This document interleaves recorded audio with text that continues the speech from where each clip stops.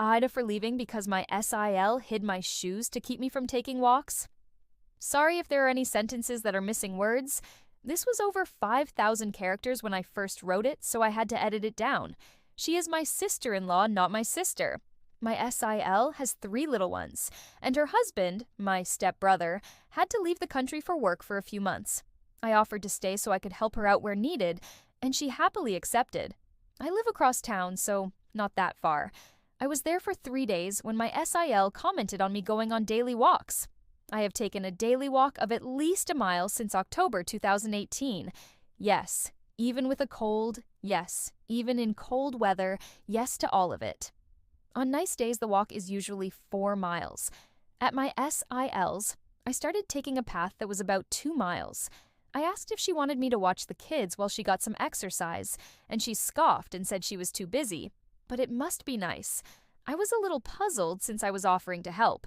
But the comments kept coming. She kept trying to poke holes. But it's not really a mile every day, right? And what would you do if you broke your foot? Would you get anxious if you couldn't take a walk? Then one morning I couldn't find my shoes. My SIL woke up an hour later. I was eating breakfast with the kids, and I asked her. She told me to go check the back door, and when I'd gotten back, she pointed at them by the door and said I must have missed them. I took my walk after telling her that her joke wasn't funny. She was annoyed when I got back and told me that she thinks I need to see a therapist over my anxiety/obsession. I told her that I do have a therapist, and she said I clearly need a new one because this one isn't helping. I asked her point blank, why does it bother her so much if I want to take a walk? She said I was supposed to be there to help her with the kids and I'm disappearing for hours at a time. I told her that my walks take about 30 minutes, and I'm doing it while they have downtime. I put my shoes in the guest room with the rest of my things and they were gone the next morning. I just said fuck it and packed my things and left. My SIL called me when I was on my way home and said I was overreacting and being childish, and this is why I am single and alone.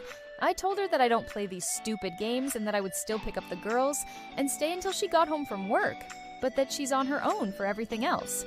AITA, edit. Okay, I did not expect to be told I'm NTA to this degree. I thought a lot more people would have arguments why I was, since it has to do with taking care of kids. This situation isn't really about the walks. It's about control and projection. The SIL was likely feeling overwhelmed, resentful, and possibly insecure.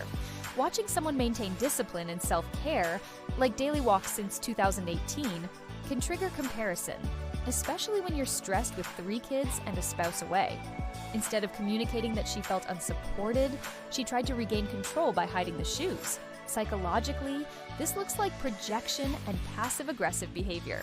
She labeled the walks as an obsession and suggested therapy, which shifts the focus away from her own discomfort.